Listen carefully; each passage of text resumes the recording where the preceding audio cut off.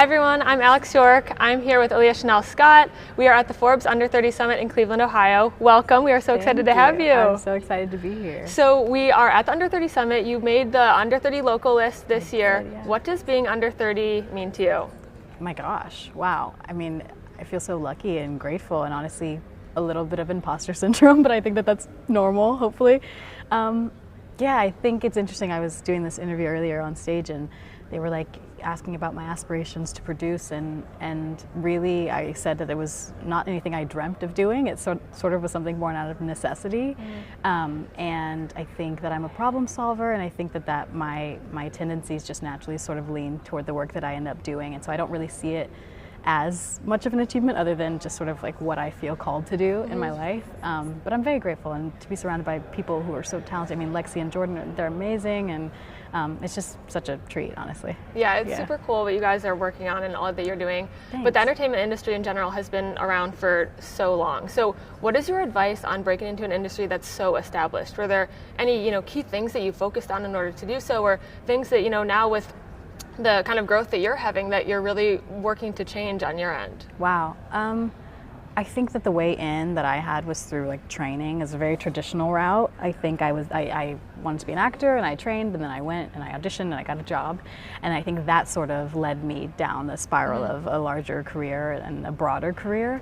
But I think my method really has been sort of learning the way it works, and then once I learn the way it works, finding the areas that I feel need work, and then focusing in on those and sort of building from there. So my work as a producer really has been about learning the industry, knowing what works and what doesn't, and then getting in the room and offering up a younger perspective and a more creative, innovative perspective, and hoping that they bite and that we can sort of shift the industry as we go along. Totally. But I think also there's a route where you sort of make your own lane and you make your own path, and we see that more and more. I just wish I was that innovative and that creative off the bat. I was not, but I think that there are multiple ways in. I don't think you have to focus on just one way or one path to doing it. Yeah, and you talked about on stage, like the young generation today, Gen Z, younger than us, really being so innovative and entrepreneurial, and kind of coming in with our own ideas, our own ways of doing things.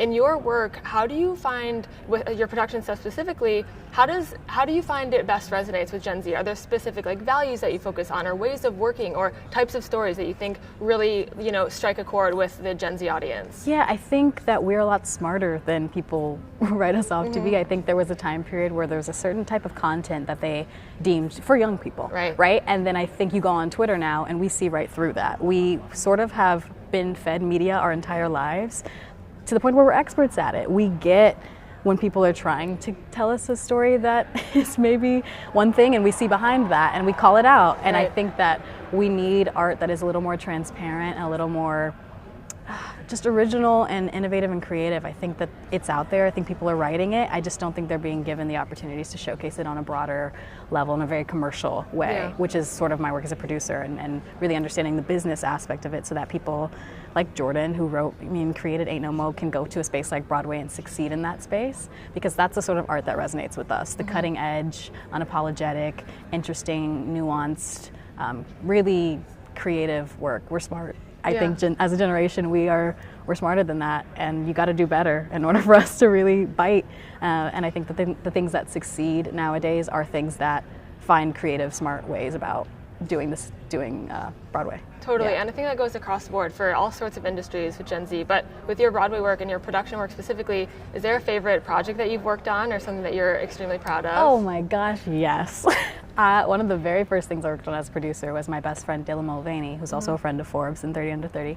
She did her Day 365 show, and she came to me and said, I think I want to do, because we did Book of Mormon tour together as actors, and then we both went off and had these crazy life experiences during the pandemic, and now she's a content creator and businesswoman, and I'm producing. And so she came to me and was like, what if I went back on a stage for Day 365? What would that look like? Could you help me do that? And it was the first time that I thought, yeah, actually, I have the expertise and I think I could do that with you, and working with my best friend to create something that was never been done before. She had an idea to create a one-woman show that was written for her and about her journey transitioning over the last 365 days. And then it was up to me and my producing team to then find the best way to support that as a business model, because for her audience is online, right? And so that begs the question of like accessibility. If we do a live thing in New York, how many people are going to actually have access to that? It's a real question we have to ask. And so the way we went about it was doing a show in New York that was live, and then filming that live captured, and then live streaming it online to her audience, and selling, I think it was like $5 tickets in support of the Trevor Project. So we had an impact partner, and it was just a really grassroots kind of way of us being like, how can we do this in a way that makes sense for us in this moment and not what has been done time and time again. And it was, I'd say, successful, and her goal was accomplished. We raised a bunch of money for Trevor Project, and I walked away from it being like, oh, if this is what I could do as a producer, then I only want to do this. I would love to do this every single week with my friends, with my peers, with people whose art I believe in. Like, if I could help them in that way succeed, that makes me feel like I'm also succeeding as a business person. It's great when you like find a job that you actually just enjoy doing on a daily basis, and it makes it so much easier to, go through the hard days or things like that inevitably come along with it. What has been the biggest business challenge for you, speaking of those hard days? Oh my gosh. Well, I think producing is a lot about and directing as well, is about speaking a bunch of different languages. When you talk to one person, you have to speak their language. When you talk to another person, you have to speak their language. And it's about, I think, knowing how to sort of juggle and manage all of those and still maintain a sort of calm air about yourself. Because I think if you don't have that confidence and that security, then the thing melts from the top down.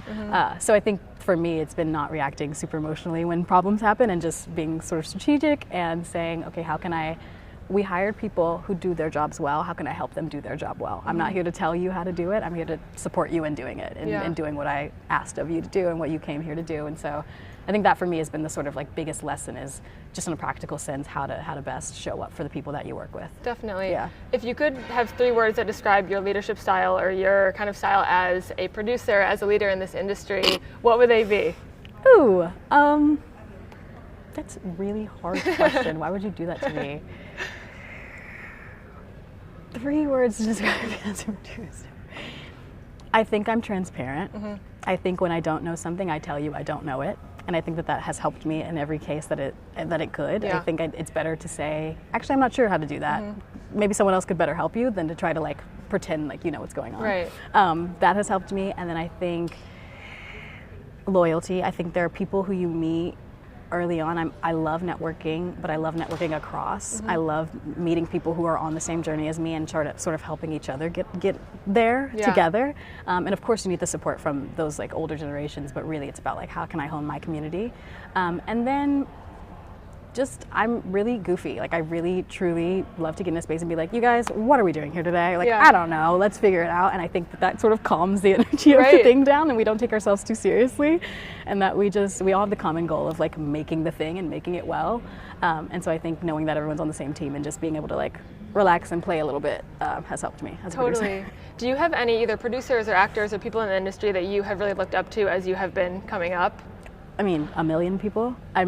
That's the hardest question in the world. I think Issa Rae is someone who I've always watched and been like, how did she, at every point in her career, just stay so authentic and true to herself, and ask people to show up for her, and sort of be like, okay, I'm here, I know I have something good, do you want to be a part of it or not? I think that takes so much confidence, and I really admire her and everything she's been able to do with her production company and with Insecure. I think that's the dream. And honestly, my friends. I truly look up to the people around me and the people that I work with. My producing partner, Thomas Laub, is one of my best friends. We met in college, and he is someone that I think is about what he says he's about. And I think that when I trust that someone is about what they say they're about, I'm inspired by them. You don't have to be the most successful person in the world. I think the people that inspire me most are people who show up and are honest and real and good people. I love that. And my last question for you is, what is next for you, for Runyon Land, your production company, for any other projects you have coming up? What's on the horizon? What are you excited for in the next couple of months or couple of years? Well, right now in Cleveland, I saw last night we were producing on The Wiz, which is touring and then headed to Broadway next year, which is a phenomenal show. If you can catch it, you should. On Broadway right now, we have Gutenberg, the musical, which is Josh Gad and Andrew Rannells. It's a two-hander. It's a comedy. It's doing really well. We open next week, so it's been kind of crazy, but very fun. And then we have a couple other things that are in development that I'm really excited about, just sort of meeting young new creatives who have aligned sort of goals and stories that we're interested in telling. And then sort of work as an actor as well that I'm excited about approaching more producerially too. Yeah, awesome. Well, thank you so much for chatting with us today. It was so great to meet you and get to know more about you in the business, opportunities that you have on the horizon, so thank you. Thank you so much. It was such a pleasure.